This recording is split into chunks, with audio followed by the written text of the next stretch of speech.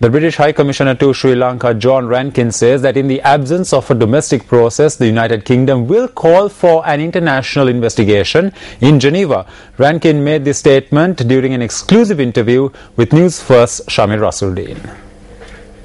Mr. High Commissioner, let me recollect the statement made by your Prime Minister during the Commonwealth media briefing at the Media Centre. He said that an international investigation will be pressed upon Sri Lanka. Absolutely.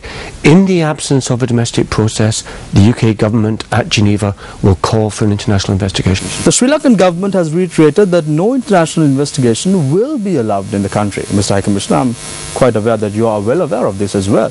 How does your government intend to press the Sri Lankan government to do this? Well, first of all, by discussing these issues frankly, but in a friendly fashion with the government.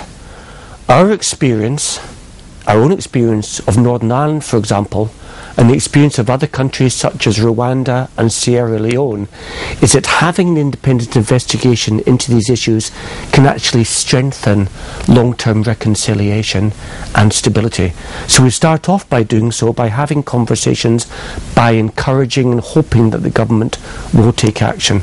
But there are also international mechanisms whereby states can address these issues, and one of those international mechanisms is of course the Human Rights Council in Geneva, where for the past 2 years the international community has voted in favour of resolutions on this issue, and where they will again be debated in Geneva this March. Mr. High Commissioner, your government was actively involved in the war against terror in the year 2011 in Afghanistan under Mr. Tony Blair's administration.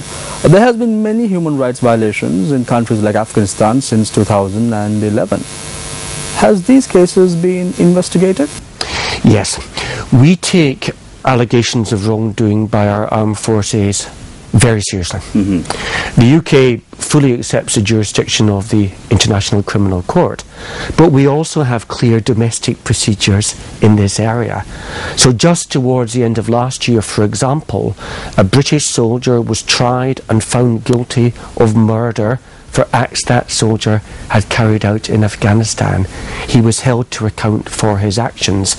It's where there's a lack of domestic process to address alleged wrongdoing that international procedures come into play. Will Britain support a decision to impose sanctions on Sri Lanka? Nobody, as far as I'm aware, amongst the international community has raised the issues of sanctions. That's not what the current debate is about.